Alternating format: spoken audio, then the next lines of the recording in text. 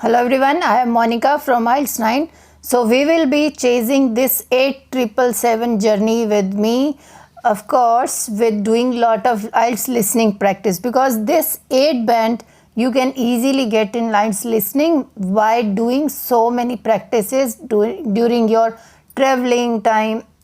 So during your actual practice time also, so don't leave this listening practice. So always try to listen, try to just take interest what they are saying, what their conversation are regarding and all. So don't get that we will not get. Definitely you will get good bands, 8 bands in your listening. So let's start with this part 4, that is Victor Hugo.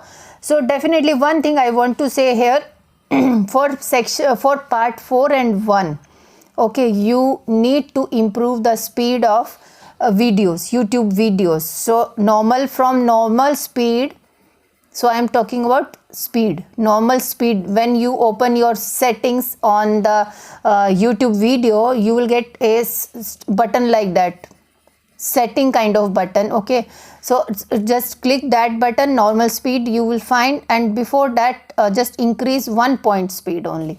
Okay, that will help you in getting 8 bands in IELTS listening test. I am telling you, whenever you are doing listening practice for part 1 and part 4, increase the normal speed from normal speed to another point and then do it, but not with part 2 and part 3. That will be a normal speed. Okay, so yes, 30 seconds are there. We know this topic he will say, and try to underline the things within 30 seconds, whatever you can do. Otherwise this is all easy. The speaker will say each and everything, but wherever the answer will be there, he can use some synonyms for some different things. Okay, so that's more important. Here also same formula will work. Blank is there, it means before blank and after blank words are also important. Sometimes we can easily get answer clue with the help of these words. Okay, so I will play the video now, audio, sorry. 31 to 40.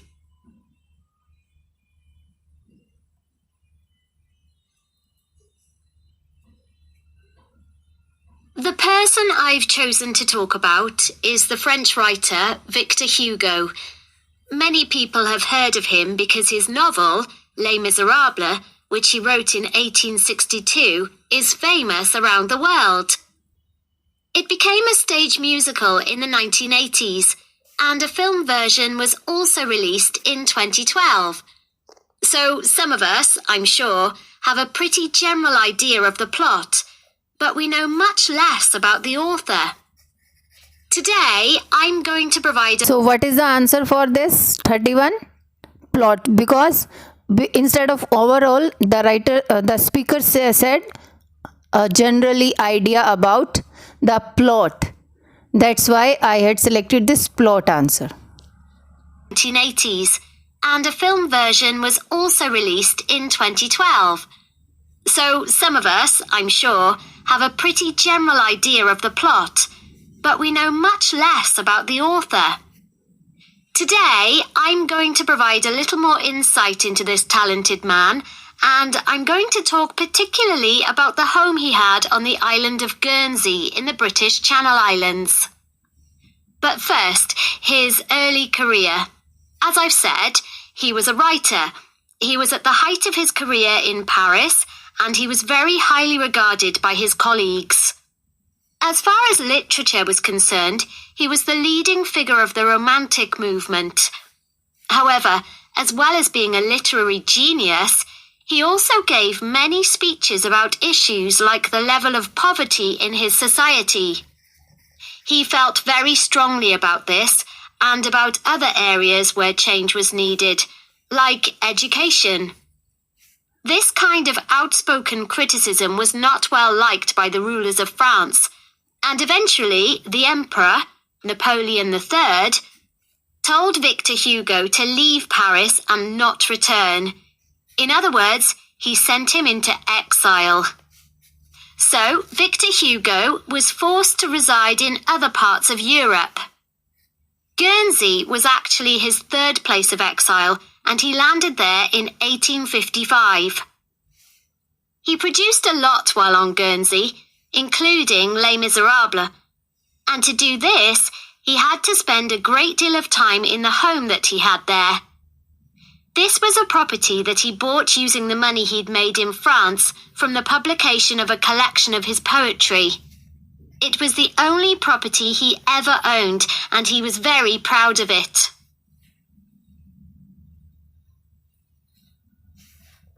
The property Victor Hugo bought on Guernsey was a large 5-story house in the capital town of St. Peter Port, and he lived there for 15 years, returning to France in 1870 when Napoleon's empire collapsed.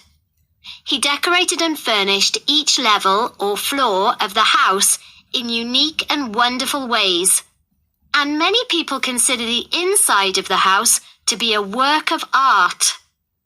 Today, it's a museum that attracts 200,000 visitors a year. He lived in the house with his family, and portraits of its members still hang in rooms on the ground floor, along with drawings that he did during his travels that he felt were important to him. In other ground floor rooms, there are huge tapestries that he would have designed and loved. The walls are covered in dark wood paneling that Victor Hugo created himself using wooden furniture that he bought in the market. The items were relatively inexpensive, and he used them to create intricate carvings. They gave an atmosphere on the lower level that was shadowy and rather solemn.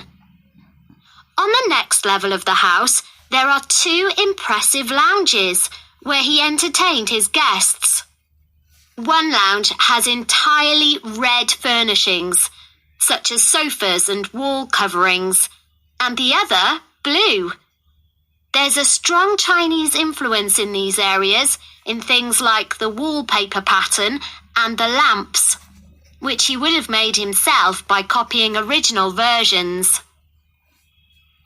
His library, where he left many of his favourite books, forms the hallway to the 3rd floor and was a comfortable area where he could relax and enjoy his afternoons. And then, at the very top of the house, there's a room called the Lookout.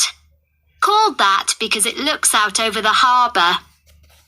In contrast to the rather dark lower levels, it's full of light and was like a glass office where he would write until lunchtime, often at his desk.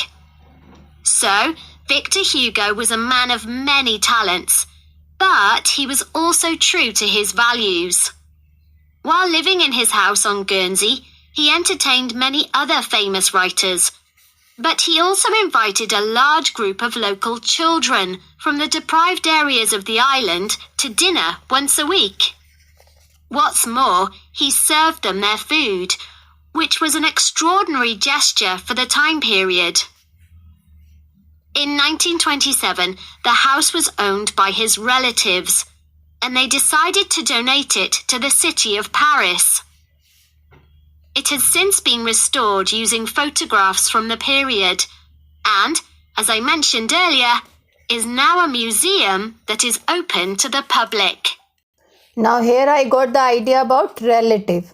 See, he was talking about at the end of his life and all, he gave ownership to his relative. So Victor Hugo's relative gave ownership of the house to the city of Paris in 1927. So these are correct answers. But here I missed it. So if you just, for a second, if you just look at some other side instead of your paper, you will miss your answer. That's the major thing. Now you have got all your answers. Now you can do it. I will tell this answer also, or I will play it. You can do it. You can improve this videos normal speed. Then you will get to know that in actual exam, examiner is just exceeding the normal speed. Okay, thank you so much. I will tell you the answer first.